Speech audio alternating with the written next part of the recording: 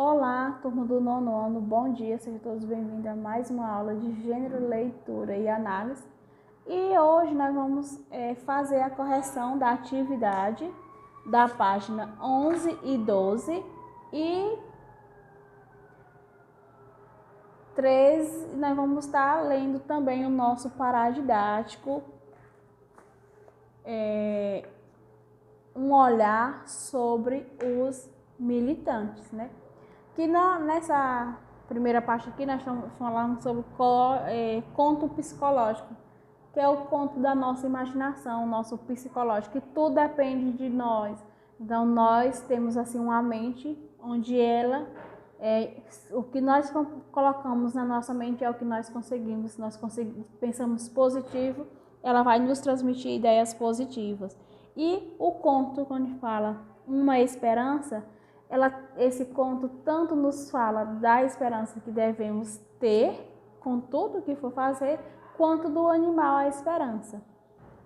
Na primeira questão do conto, diz o seguinte: nos contos psicológicos, normalmente percebemos duas ou mais histórias intercaladas, uma exterior e a outra interior. Em geral, a ação interior é maior que a exterior, adquirindo, portanto, mais profundidade e relevo ao longo do texto. Assim, o conflito psicológico sobressai em relação aos demais exteriores. Pensando nisso, releia o primeiro parágrafo do texto e, em seguida, responda às perguntas. O primeiro parágrafo do texto é o seguinte: aqui em casa pousou uma esperança, não a clássica, que tantas vezes verifica-se ser ilusória, embora mesmo assim nos sustente sempre, mas a outra bem concentrada e verde, o inseto. Na letra A, que fato exterior à narrativa psicológica? Ela fala sobre o inseto que pousou na parede. O inseto aí é a esperança, aquele animalzinho, esperança, que pousou na parede. Qual é o efeito psicológico que se refere a esse fato desperta na narradora?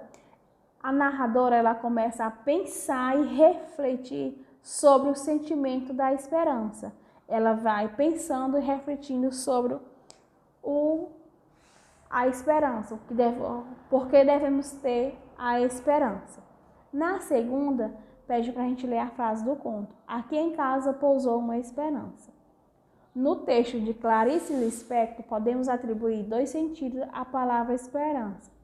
Exemplifique quais são esses dois sentidos e como eles contribuem para a narrativa psicológica.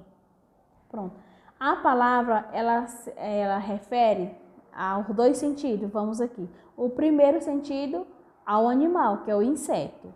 E o segundo sentido, o sentimento. E ela pede para a gente explicar, não é?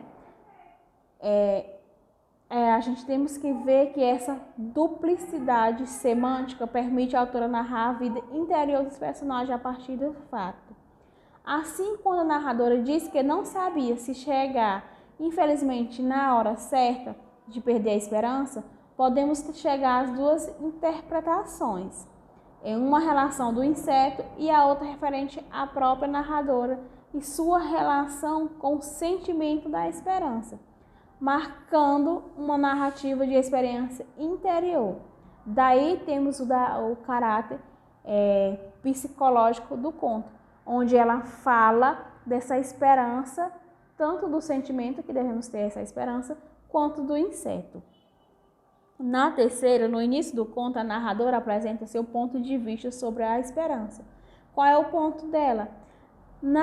Bem no começo, no primeiro parágrafo, ela diz lá que a esperança é ilusória, mas sempre nos sustenta. Embora seja uma ilusão, ela relata que a esperança é a ilusão, mas ela sempre nos sustenta de termos aquela esperança diariamente. A quarta, assinala a alternativa que apresenta a razão da surpresa da mãe em relação ao filho. São 5 alternativas que nós temos aí. Nós vamos estar analisando elas. Letra A. Menino falava, ao mesmo tempo, do inseto e do sentimento. B. Embora criança, o filho percebeu que a esperança não pousa em parede. C. O filho percebeu que a esperança na parede, bem acima da cadeira da mãe. D. Como criança, o menino não compreendia o sentido da palavra esperança. E. O filho afirmou que a esperança quase não tem corpo. Nós vamos estar marcando aí a letra A da quarta questão. Analise as passagens do texto a seguir.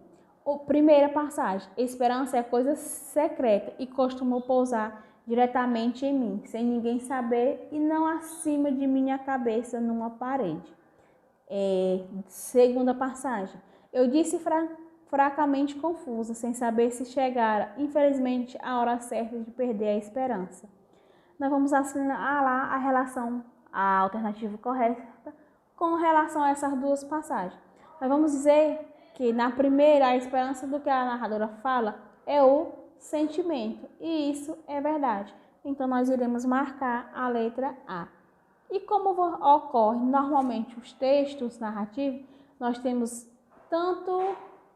podemos identificar dois personagens nesse texto, os vilões e o antagonista, e os obstáculos que acompanham. Na letra A, pergunta que personagem protagoniza esse conto? A personagem, a Esperança. E a letra B, qual é a personagem? É o seu antagonista. A antagonista é a aranha. E na página 13, nós temos o conto do Peru, onde nós vamos estar fazendo a leitura desse conto, que ele é na página 13 e 14. Vocês podem estar lendo esse conto em casa. Temos uma atividade digitada para casa, falando de conto psicológico. E tenham todos uma boa leitura, uma boa atividade e até a próxima aula.